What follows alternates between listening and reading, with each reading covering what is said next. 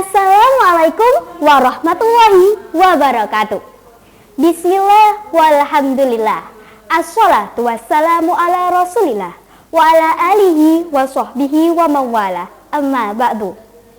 Pertama-tama marilah kita panjatkan puja dan puji syukur kita kepada Allah Subhanahu wa taala yang telah memberikan kita rahmat serta hidayahnya. Kedua kalinya, sholawat beserta salam kita curahkan kepada Nabi Agung Muhammad Sallallahu Alaihi Wasallam yang telah membimbing kita dari zaman jahiliyah menuju zaman yang terang benderang, yakni ad-dinul Islam wal iman. Jamaah, oh jamaah, kata pepatah, tak kenal maka tak sayang. Jadi perkenalkan, saya Andina Nur Safara dari MTS Plus Darul Ulum. Di sini saya akan sedikit menyampaikan mengenai Al-Quran. Al-Quran tidak cukup dihafal, tapi harus diamalkan. Jamaah rahimakumullah, kita semuanya tahu bahwa Al-Quran adalah kitab suci yang paling mulia. Dan membaca Al-Quran adalah amaliyah yang biasa kita lakukan sehari-hari. Rasulullah Shallallahu Alaihi Wasallam bersabda, "Iqra'ul Qur'ana fa inna ya'ti yaumal qiyamati syafi'an li ashabi." Bacalah Al-Quran karena dengan membaca Al-Quran ia akan memberikan syafaat bagi orang-orang yang mengikutinya di hari akhir nanti.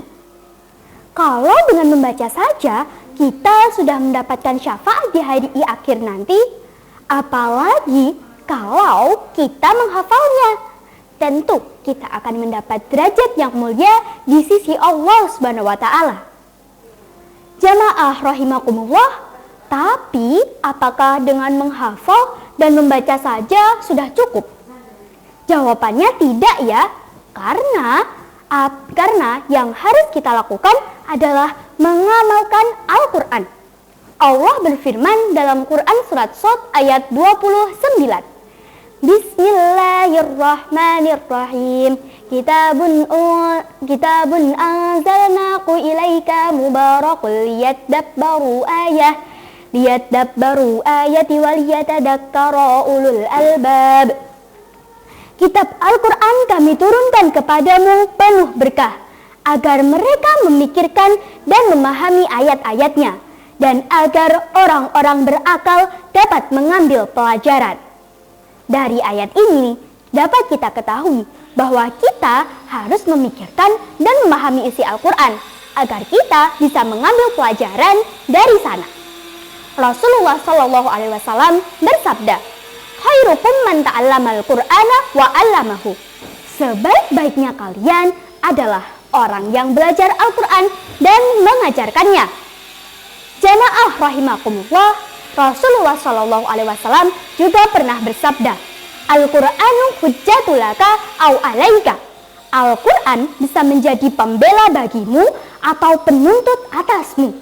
Apa ya maksudnya?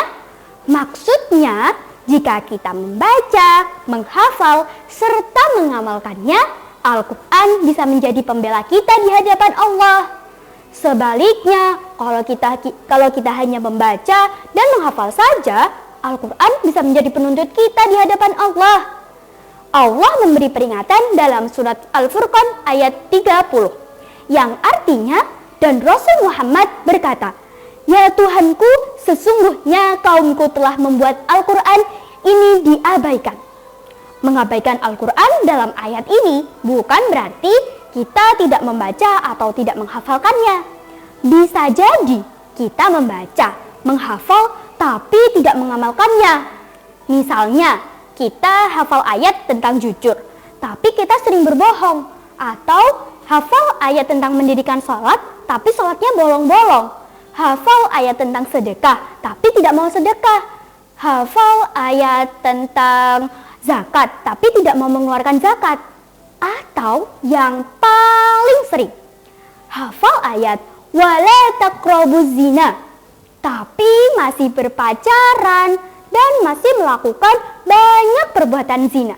Astaghfirullahaladzim, na'udzubillahi min zalik. Jamaah Jamaah rahimakumullah, tentunya dalam mengamalkan Al-Quran kita mendapat banyak sekali cobaan, termasuk dari godaan syaitan-syaitan yang terkutuk. Oleh karena itu, dalam mengamalkan Al-Quran kita memerlukan motivasi. Siapa sih tokoh yang perlu kita jadikan motivasi dalam mengamalkan Al-Quran? Iya, Nabi Muhammad SAW. Ketika Aisyah radhiyallahu anhu ditanya mengenai akhlak Rasulullah, Aisyah menjawab, "Kana khuluquhul Qur'an," yang berarti akhlak beliau adalah Al-Quran. Ini menunjukkan bahwa Rasulullah SAW benar-benar mencerminkan isi Al-Quran. Lembut, sabar, santun, penuh kasih sayang, dan tentu akhlak mulia yang lainnya. Beliau tidak hanya membaca dan menghafal Al-Quran, tetapi beliau menjadikan Al-Quran sebagai pedoman. Jamaah rahimakumullah, kalau kita mau mengamalkan Al-Quran, insya Allah hidup kita akan damai, hati kita akan tenang, dan Allah akan selalu memberikan petunjuk. Allah berfirman dalam Quran surat Thaha ayat 123 yang artinya, "Barang siapa yang mengikuti petunjukku tidak akan sesat dan tidak akan celaka."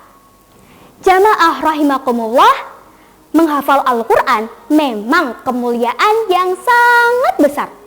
Tetapi kemuliaan itu belum sempurna kalau tidak dibarengi dengan pengamalannya.